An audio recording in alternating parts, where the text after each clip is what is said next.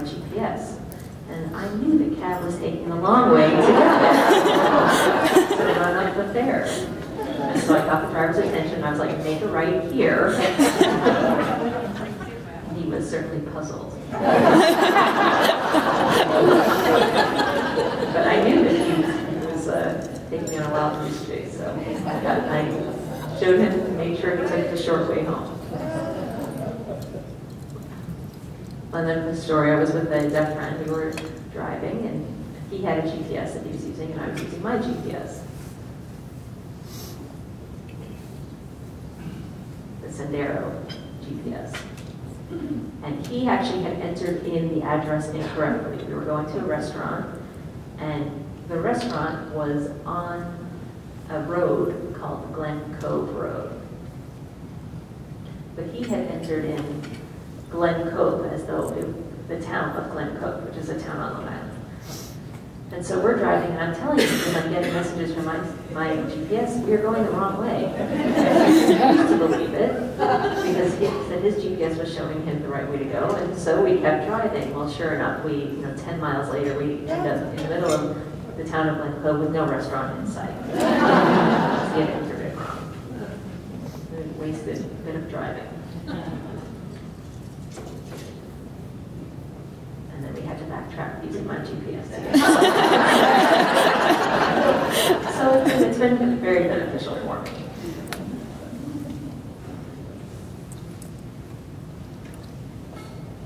And before I moved to California, my wife was in California, I was in New York, and so she had a GPS, and we were making that drive back and forth.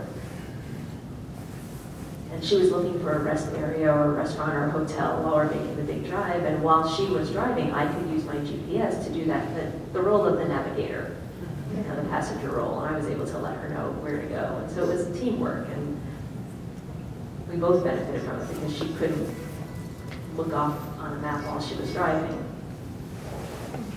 And just as I said, for me, it's been very beneficial to independently travel and then to know where I'm going, and if I'm in an airport, the airport TVs will display the information, and my GPS will let me know where am I. And if I get to a new city, a new town, it's a great technology because it'll show me the restaurants, the points of interest, and other things to do.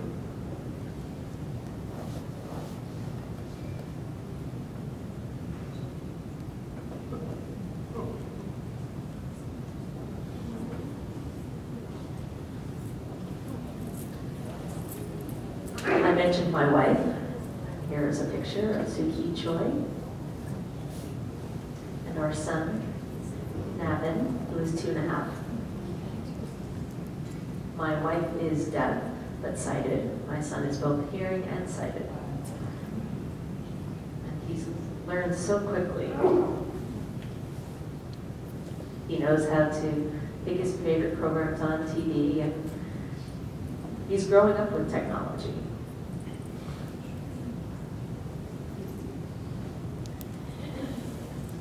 I got him an iPad, and he's got animal things on it that he loves to play, and he's become quite adept at it.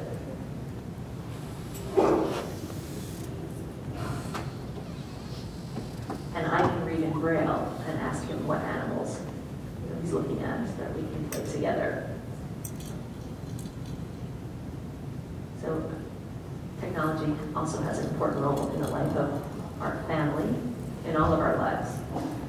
And I can only wait and see what the next 20 years will bring.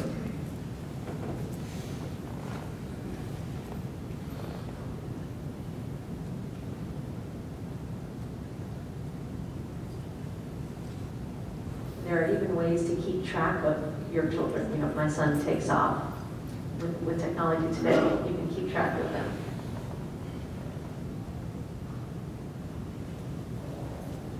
I think my time is probably up, but I really appreciate the opportunity to be here, and I would love to open it up for questions if there are any. And thank you for inviting me.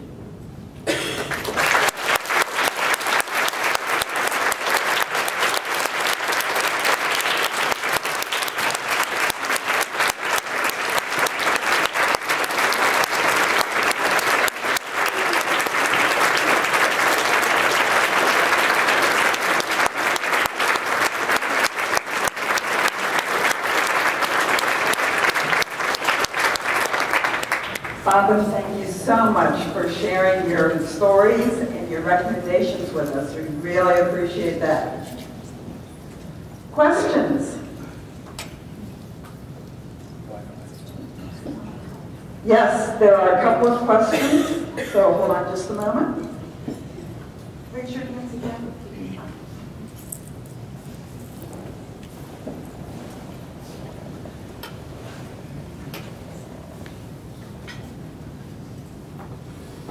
It's the mother in me.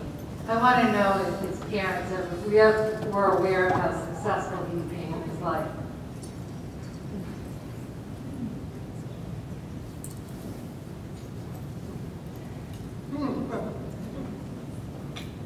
Yes, my parents never gave up on me. They have come to visit us in the States, but they do live in India still. But we continue to have a very close bond. There just wasn't the educational opportunities for me to stay in India. And so for them, education was so important that they were willing to do without me in close to have education. Another question? Sorry, before you go with that question, my parents are now in their, my dad's in his 70s, my mom's in her 60s, they're retired. And I bought them a condo in Calcutta. So they no longer live in the village. I was quite concerned with them living in the village because the village didn't have medical facilities nearby. And as they were aging, that was a concern for me. So I bought them a condo in the city. And I sleep better knowing that they are safer. I wondered how you found out about the University of Arkansas. That was a wonderful story about the support you received there so early in the time when disabilities were being served in colleges.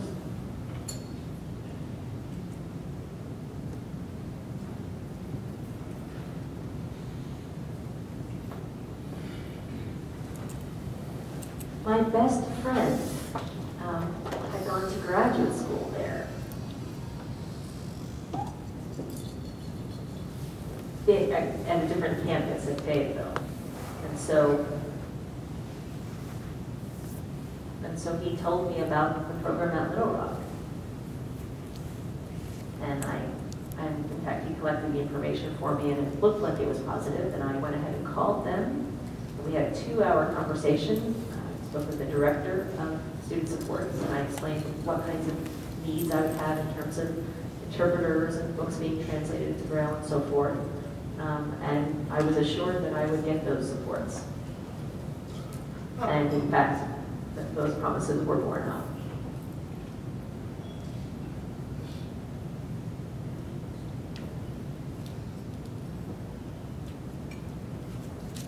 Met with the Chancellor of the University about disability support. They provided wheelchair access and other accommodations, and it really improved in the university.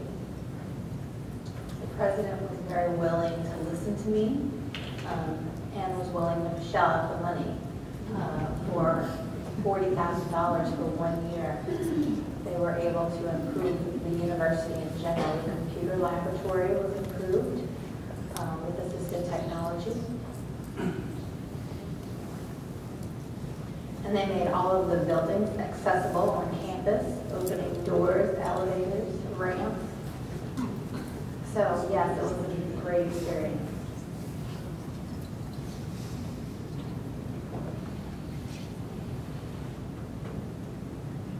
What was the role of vocational rehabilitation in your career, your life?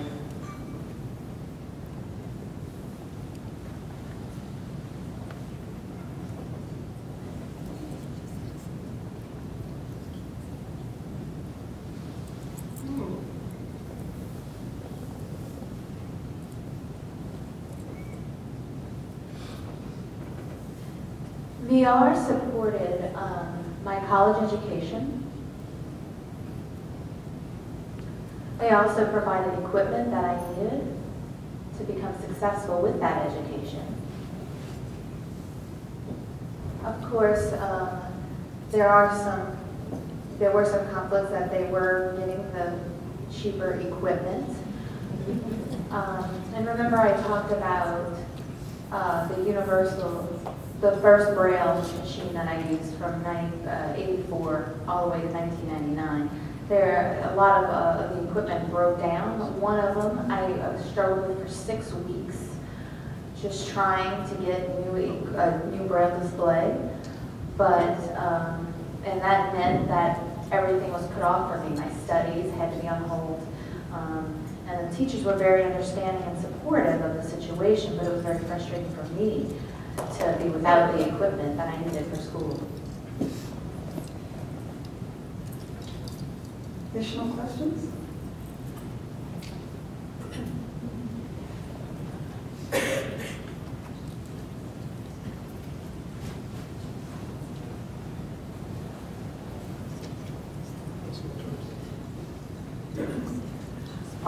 It's easy to get a sense of how you may have learned language, but I'm wondering what helped you the most with concepts in mathematics. What advice would you have for us in helping kids in your situation to learn mathematics? And how important are word manipulatives? What helped you?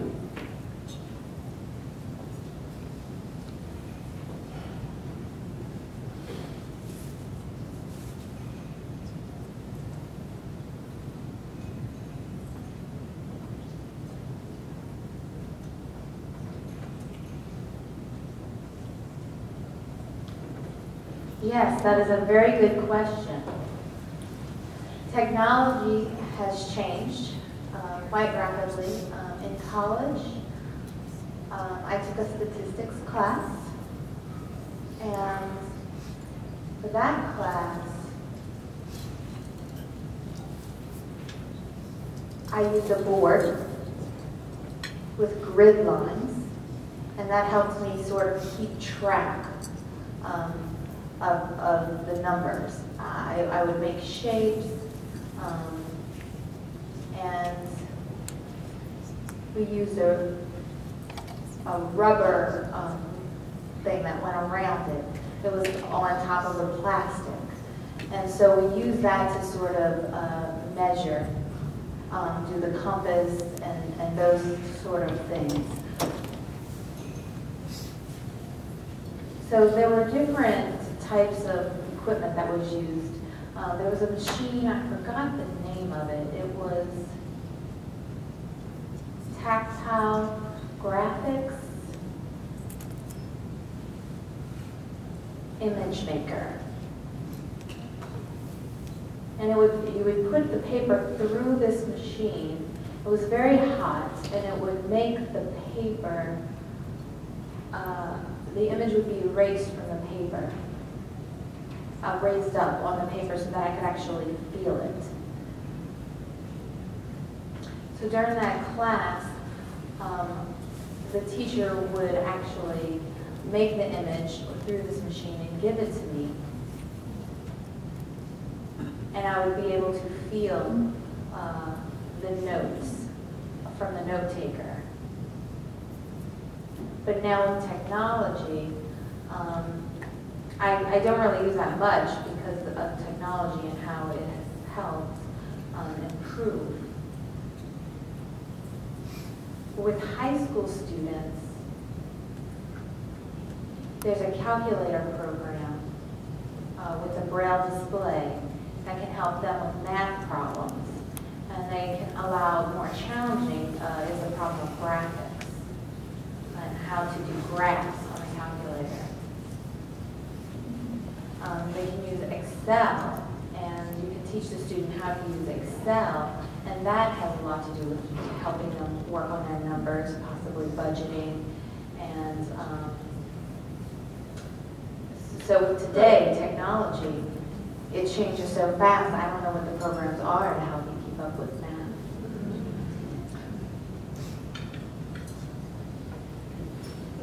One more question, hold on a moment.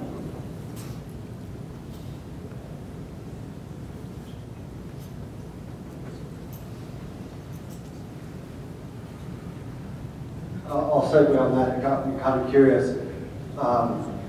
Even though things are evolving so quickly, what are his great hopes for future technologies that he would like to see?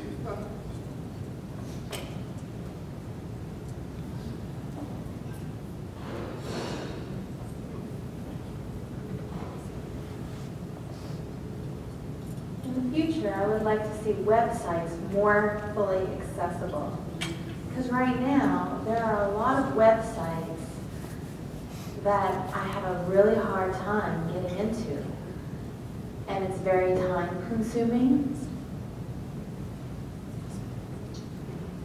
There is an application for the iPhone that makes it a lot easier to use these websites. Like, for example, CNN on the web, online banking,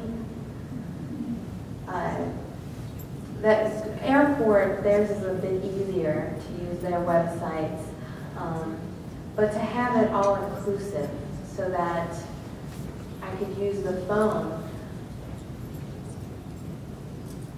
and there would be less graphics because then it's more deafblind friendly.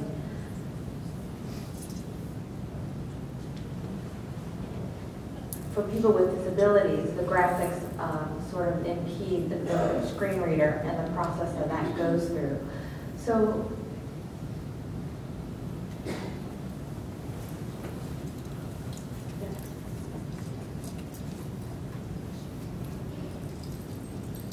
excuse me. So, for example, I might be looking for restaurants or online shopping, grocery shopping online. There's an app that helps to read these websites that are more difficult to read, and barcodes in the grocery store. So I can identify about 60% of what's available.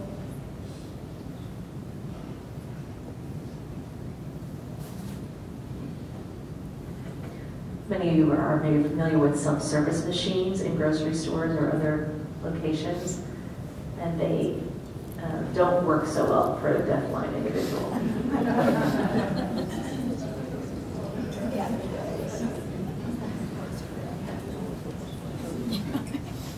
Amtrak, for example, has those self-service machines where you scan your credit card and get your ticket out. And there was no one around to help me in that moment in using.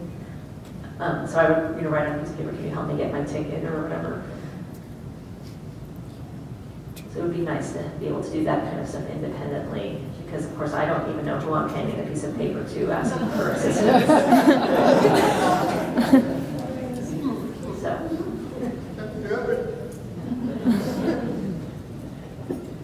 Great. Well, Bapin, thank you again for being with us this evening. And he offered to show some of his technology if you guys would like to come up to see it when we're done.